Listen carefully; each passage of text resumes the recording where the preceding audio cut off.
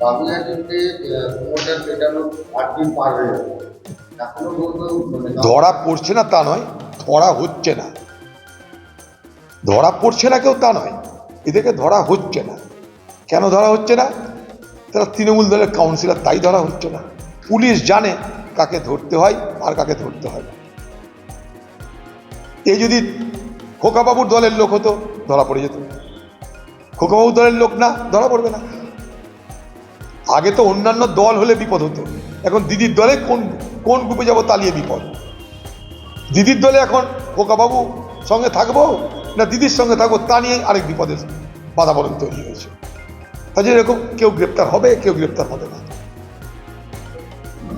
এটা ধরা হচ্ছে না তাই, ধরা পড়ছে না তা নয়। মুর্শিদাবাদের শামসেরগঞ্জ এলাকায় দেখা গেছে বিপক্ষে বিবাদ, মানে একদম জমি জায়গা নিয়ে বিবাদ। ওই জায়গাতেই মুহুর্মুখ বোমা পড়ছে, বোমা মুহুর্মুখ থাকছে পুলিশের চোখের আড়ালে। পুলিশের এলাকার তৃণমূলের দুটো গোষ্ঠীর মধ্যে লড়াই, পুলিশ কোন দিকে যাবে? তৃণমূলের মধ্যে মারামারি, পঞ্চায়েতের টাকা নিয়ে মারামারি, আবাস যোজনা নিয়ে মারামারি, এটা তো বরাবরই হয়ে চলেছে ওখানটায় মুহুর্মুখ বোমা। জায়গা নিয়ে হ্যাঁ, শামসেরগঞ্জের দুটো গোষ্ঠীর মধ্যে এটাই হচ্ছে। দুটো গোষ্ঠীর লোক চিহ্নিত, দুটো গোষ্ঠীর নেতাও চিহ্নিত। পুলিশ কেন, সারা বিশ্ব জানে, শামসেরগঞ্জের প্রত্যেকটা মানুষ জানে কোন দুটো গোষ্ঠীর মধ্যে মারামারি হচ্ছে আর কেন মারামারি হচ্ছে। কখনো জমি জায়গা নিয়ে, কখনো 100 দিনের কাজ নিয়ে, কখনো আবাস যোজনা নিয়ে, কখনো স্মাগলিংয়ের ভাগ নিয়ে। এ তো নিত্য নৈমিত্তিক ঘটনা শামসেরগঞ্জের।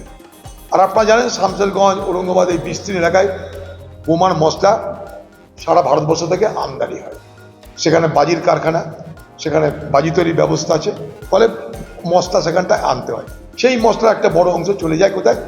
অপরাধীদের হাতে, মস্তানদের হাতে। সেই মস্তান কারা? তৃণমূলের লোকরা। এখন তৃণমূলের সমস্যা হচ্ছে কি বলুন তো?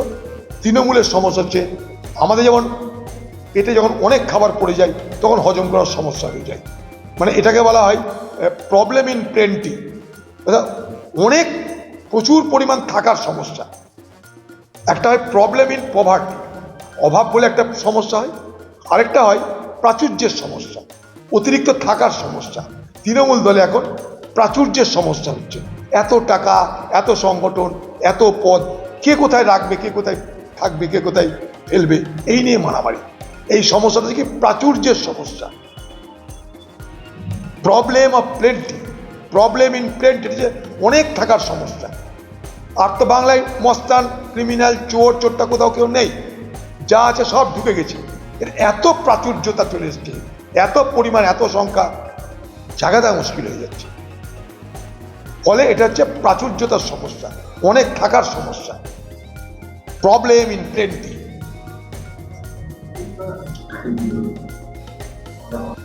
ডাউট অন সিজার্স ওয়াই, একটা কথা আছে না? হ্যাঁ বলো। স্বাস্থ্য বিমা এবং জীবন বিমায় জিএসটি ছাড় নিয়ে পরিবর্তন কেন্দ্রে একসময় কেন্দ্রকে চিঠিটিকে এই হার কমানোর আগে জানিয়েছিলেন ক্ষমতা, কিন্তু সেই সিদ্ধান্ত ঝুলে রইলেন জিএসটি কাউন্সিলের বৈঠকে। দেখুন খোদ মমতারা ভারতবর্ষের বিভিন্ন প্রান্ত থেকে বিভিন্ন সংগঠন, স্বেচ্ছাসেবী সংগঠন, বাণিজ্যিক সংগঠন, সবাই মিলে এটার প্রতিবাদ করেছে। এখন মমতা তো ঢোল বাজাতে সব থেকে আগে দৌড়িয়ে চলে আসে। স্বাভাবিক কারণে মমতা ভাবছে যে তিনিই করেছেন। পার্লামেন্টে যখন আলোচনা হয়েছে সবাই এটা নিয়ে বলেছে, এটা কমানো দরকার বলে আমরা মনে করি। শুধু তা নয়, জিএসটির মূল উদ্দেশ্যই হচ্ছিল ওয়ান নেশন ওয়ান ট্যাক্স। সেটা কবে হবে মোদিজি আজ পর্যন্ত তার জবাব দেয়নি। সেখানে কাশ্মীরি শালের উপরে নতুন করে জিএসটি চাপানো হচ্ছে, যেখানে সেখানে জিএসটি চাপানো হচ্ছে। সরকার তার আয় বাড়ানোর জন্য ইনডিসক্রিমিনেটলি, অর্থাৎ কিছু গুরুত্ব না দিয়ে যা খুশি তাই করবার প্রবণতা আমরা দেখতে পাচ্ছি।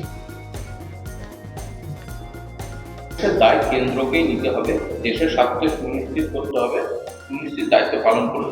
দাবি ফিরা থাকে বিএসএফ কে আরো ফেলে সাজানোর দাবি। দেখুন আবার বলছি আমি যে নিশ্চয়ই বিএসএফ এর দায়িত্ব কেন্দ্রের, কেউ অস্বীকার করছে না, কিন্তু রাজ্য যদি সহযোগিতা না করে সেরকমভাবে, তাহলে বিএসএফ কতটুকু কাজ করতে হবে? বিএসএফ এর কাজের পরিধি বর্ডার সামলানো, গোটা বর্ডারটা শতচ্ছিদ্র বর্ডার। মানুষ স্থানীয় প্রশাসন সকলে মিলে যদি সতর্ক না হয়, তাহলে বিএসএফের একার পক্ষে এ কাজ করা সম্ভব বলে আমি মনে করি না। দেখুন, আমি অনেক বড় কমিটি চালিয়েছি, বিএসএফদের সঙ্গে আমারও অনেক মিটিং, তাদের অফিসারদের সঙ্গে, ডিজিদের সঙ্গে আমি অনেক এক্সচেঞ্জ করেছি ভিউজ। যা সংখ্যা আছে বিএসএফের, আর বর্ডারের যে অবস্থা, কোথাও নদী, কোথাও পাহাড়, কোথাও জঙ্গল, কোথাও খাদ, কোথাও গর্ত, তার সঙ্গে সঙ্গে বিএসএফের তো বেড়া নেই, মানে সীমান্তে কাটার তার নেই সব জায়গায়। স্বাভাবিক কারণে বিএসএফের পক্ষে কতটা নিরাপত্তা দেওয়া সম্ভব বর্ডারে, এটা আমার যথেষ্ট প্রশ্ন আছে। পশ্চিমবঙ্গ সরকার সব কিছু বিএসএফের ঘাড়ে চাপিয়ে নিজের দায় এড়িয়ে যাওয়ার চেষ্টা করছেন, এটা তারা পারেন না।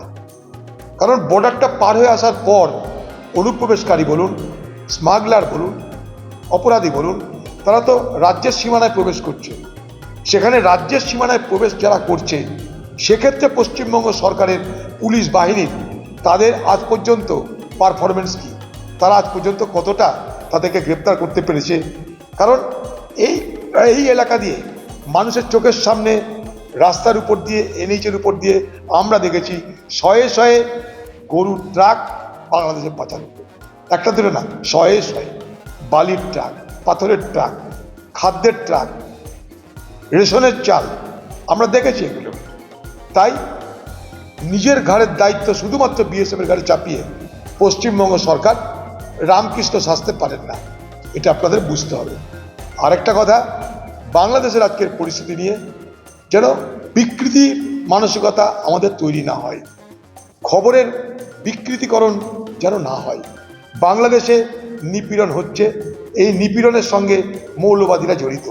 মৌলবাদ কোনো একটা নির্দিষ্ট ধর্মের মানুষের জন্য নয়, মৌলবাদ সকলের জন্য। যারা অপর ধর্মের মানুষকে অন্যায়ভাবে আঘাত করে, অপর ধর্মের মানুষকে যারা অত্যাচার করে, হত্যা করে, অপর ধর্মকে যারা অগ্রাহ্য করে, তাদেরকে বলা হয় মৌলবাদী মানসিকতা। সেই মৌলবাদী মানসিকতার সঙ্গে যারা জড়িত, তারা হিন্দু হতে পারে, তারা খ্রিস্টান হতে পারে, তারা শিখ হতে পারে, তারা মুসলমান হতে পারে। অতএব মৌলবাদ মানে কেউ যেন নিজের ঘাড়ে না নিয়ে নেয় যে আমি মুসলমান তাই আমি মৌলবাদ নয়। যেমন ইসলাম মানে এটা নয় যে সব মুসলিম ইসলামকে পুরোপুরিভাবে পালন করছে। ইসলাম আর মুসলিমের ফারাকটা কি? ইসলামকে মেনে যারা ধর্ম পালন করে তারা হচ্ছে মুসলমান। কিন্তু ইসলাম কি? ইসলাম একটা ধর্মীয় সংস্কৃতি। এই ফারাকগুলো বুঝতে হবে। ইসলাম কি? ইসলাম একটা ধর্মীয় আদর্শ।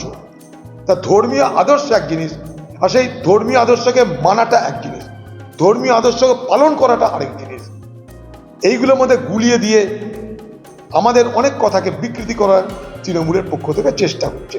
মৌলবাদ তারা, আবার বলছি, তাদের কোনো জাত নেই, ধর্ম নেই, বর্ণ নেই।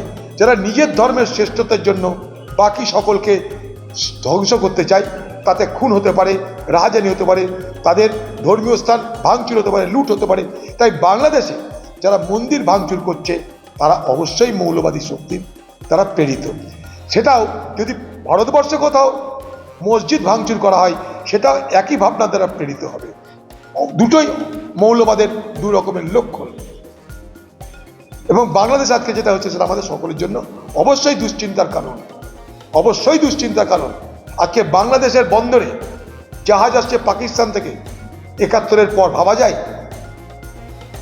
অথচ তার জন্য বাংলাদেশের মানুষকে কষ্ট পেতে হবে। যে জিনিসের দাম ছিল ১ টাকা, সেটা এখন 10 টাকা হবে। কেউ তো খাতির করে পাকিস্তান মুসলমান ইসলামিক কান্ট্রি বলে আর বাংলাদেশের মুসলমানদেরকে ফোকটে তো খাওয়াবে না ভাই, তাদের লস কার হচ্ছে? ভারতবর্ষ থেকে একটা জিনিস যাওয়া মানে সস্তায় পাওয়া।